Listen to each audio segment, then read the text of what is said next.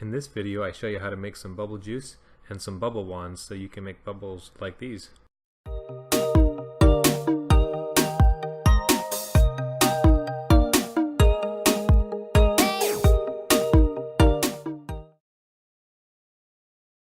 With some pretty basic ingredients and one kind of hard to find one.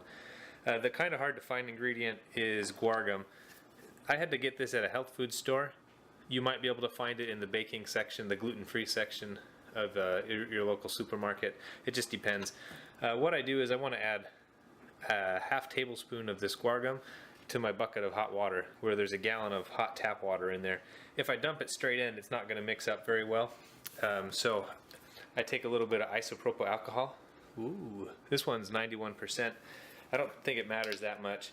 And really you could do this with soap instead of the alcohol, but I just put in enough of the rubbing alcohol so that I can mix it up into a kind of a paste, so that when I dump it into the water it doesn't just glob up, but it mixes smoothly into my bubbles.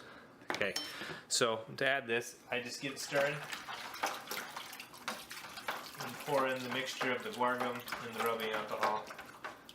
I imagine that rubbing alcohol will probably evaporate out pretty quick, but who knows. Okay, next thing I add is a little bit of baking powder. This one's aluminum free. I don't think that matters too much though. Just about a teaspoon. This recipe is pretty forgiving. It doesn't seem to matter if I use a little bit too much guar gum, a little bit too little, a little bit too much dish soap, or change the water around. I typically use this Dawn Platinum Power Clean. It also comes in green. I find that works rather well.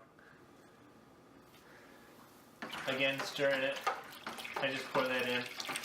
I actually have a mix of green and blue today.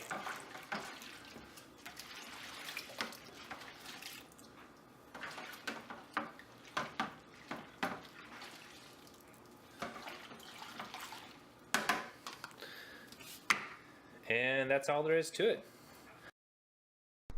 So to make the bubble wand, what I like to do is take a couple dowels and using these eye hooks, put one into the end of each of the dowels. You can use a nail as kind of leverage to help you screw the eye hook in. Once you've got that, you take a bit of rope. This rope is cotton rope. I think it was like a clothesline. Inside most ropes there's a core, and you can take the core out. I take it out so that the end rope is a little bit more floppy, because when you soak it in bubble juice and pull it out, you want it to stick together, not be separated, because the rope's kind of stiff. Anyways, once you've got that all separated out, you put one end through the eyelet and you tie an overhand knot. Okay, and then you do the same thing on the other side. I got about 1.5 foot spacing between my two dowel ends. Take the two free ends of rope and tie them together. So making the bubbles isn't that difficult either. As you can see, this amateur here is able to make a few. All you do is you put the tips of your sticks down together, you lift them up, let it sit for a minute as the excess drains off, and then you just open them up. If there's a little breeze, you can just stand there and let the breeze take the bubble out. Or if there's not a breeze, like here I'm walking backwards to get the bubbles to come out a bit better. If there's a strong breeze, the bubbles will just fly on out, and usually the strong breeze results in a lot smaller bubbles.